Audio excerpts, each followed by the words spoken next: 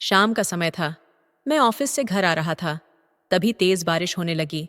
मैंने देखा, वहीं पास में एक बंगला था जो दिखने में बहुत आलीशान था। मैं उस बंगले के गेट के पास गया और वहां पर खड़ा हो गया। धीरे धीरे बारिश तेज होने लगी।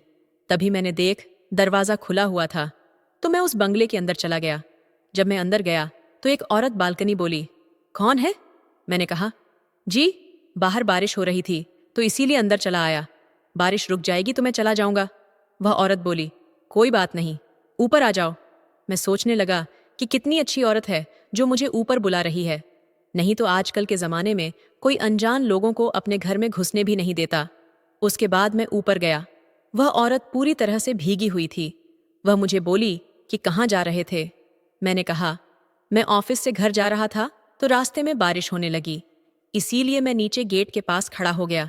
लेकिन बारिश और तेज होने लगी तो इसीलिए मजबूरन मुझे गेट के अंदर आना पड़ा। मैं जिस औरत को देख रहा था वह बहुत ही खूबसूरत लग रही थी। मैंने बहुत औरतें देखीं, लेकिन यह उन सब से बिल्कुल अलग थी। ये मुझसे बात करने में जरा भी नहीं हिचकिचा रही थी।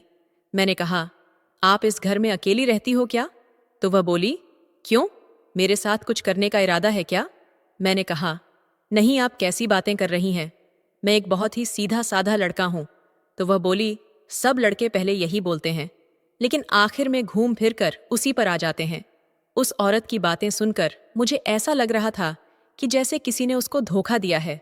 तो मैंने कहा, लगता है आपको किसी ने धोखा दिया है। तो वह बोली, तुम्हें कैसे पता? मैंने कहा, मैडम, मैं औरतों की आंखों में देखकर उनके मन की बात पढ़ लेता हूँ। उसके बाद वह मेरे करीब आने लगी। वह बोली, बताओ, मेरी आंखों में क्या लिखा है? जब वह मेरे पास आई तो मुझे भी अच्छा लगा और मैं उसकी आंखों में देखने लगा। मैंने कहा, आपकी आंखों में मुझे वह दर्द दिखाई दे रहा है जो किसी आपके ने बहुत दिल के करीबी इंसान ने दिया है। बातों बातों में हम दोनों भूल गए कि हम दोनों एक दूसरे से पूरी तरह से अनजान हैं। उसके बाद उस औरत ने कहा, मुझे तुमसे और भी जरूरी काम है। और वह मेरा हाथ पकड़ी और अपने कमरे में लेकर चली गई। अंदर जाने के बाद वह दरवाजा बंद करने लगी। मैंने कहा, आपने दरवाजा बंद क्यों कर दिया?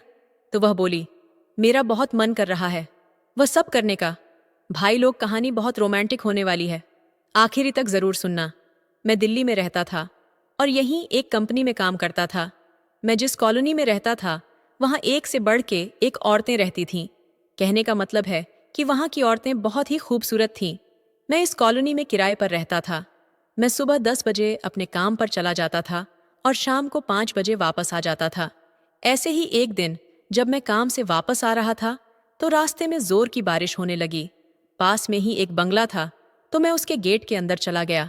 जब मैं अंदर गया तो एक औरत बालकनी में खड़ी थी। वह बोली, कौन हो तुम? मैंने कहा, आप चिंता मत करो, जैसे ही बारिश धीमी होगी मैं यहां से चला जाऊंगा।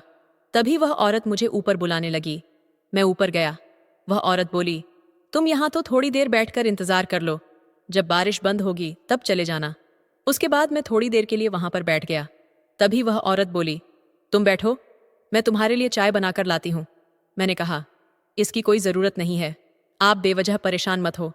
वह औरत बोली, घर आए मेहमान को चाय पानी देना चाहिए, आप 2 मिनट रुको, मैं अभी आती हूं। जब वह जाने लगी तो मेरी नजर उसके पीछ पीछे के मैदान पर पड़ी। उसे देखकर मेरा मन डोल गया। मुझे घर में और कोई नहीं दिखाई दे रहा था, तो मैंने सोचा शायद यह औरत घर में अकेली रहती होगी। थोड़ी देर बाद वह चाय लेकर आई। मैंने कहा, घर में कोई और नहीं है क्या? तो वह बोली, नहीं, मैं इस घर में बिल्कुल अकेली रहती हूँ। मैं चाय पीने लगा। कुछ मिनट बाद मैंने गौर किया, वह औरत मुझे बार बार देख रही थी। ऐसा लग रहा था कि जैसे वह मेरे साथ वह सब करना चाहती हो। मैंने कहा, आपको इतने बड़े घर में अकेले डर नहीं लगता? तो वह बोली, पहले लगता था। बारिश की हल्की फुहार में मैं पास के ही इलाके में घूम रहा था। तभी मेरी नज़र एक महिला पर पड़ी जो अपनी छत पर खड़ी थी। बातचीत की शुरुआत उसने की, तुम शादीशुदा हो? मैंने मुस्कुराते हुए कहा, अभी नहीं, लेकिन जल्द ही करने की योजना है। उसने पूछा, तुम यहाँ कहाँ रहते हो? मैंने जवाब दिया, बस यहीं पास में ही रहता हूँ। बातचीत का सिलसिला जारी रहा और वह महिला धीरे धीरे मेरे करीब आने लगी। मैंने थोड़ा असहज होकर कहा, आप क्या कर रही हैं? तो वह मुस्कुराते हुए बोली, बहुत समय से सोच रही थी, लेकिन मेरी पसंद का कोई मिला ही नहीं।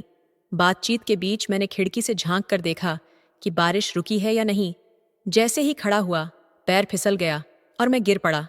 वह महिला मुझे उठाने के लिए दौड़ी और अचानक खुद भी फिसल कर गिर गई। अब हम दोनों एक दूसरे के ऊपर थे। मैं जल्दी से उठते हुए बोला, मुझे माफ़ कर दीजिए, मेरा पैर भीगा हुआ था। उसने मुस्कुराते हुए कहा, कोई बात नहीं, वैसे मुझे यह सब अच्छा लगा। उसकी मुस्कान में कुछ खास था। मैंने पूछा, आपको चोट तो नहीं लगी? उसने कहा, नहीं, मैं ठीक हूँ। उस दिन जो कुछ भी हो रहा था वह मेरे लिए बिल्कुल नया था। तभी उसने कहा, अगर मेरी बात मानो तो आज रात यहीं रुक जाओ, मैं तुम्हें सारी रात जन्नत के नज़ारे दिखाऊंगी।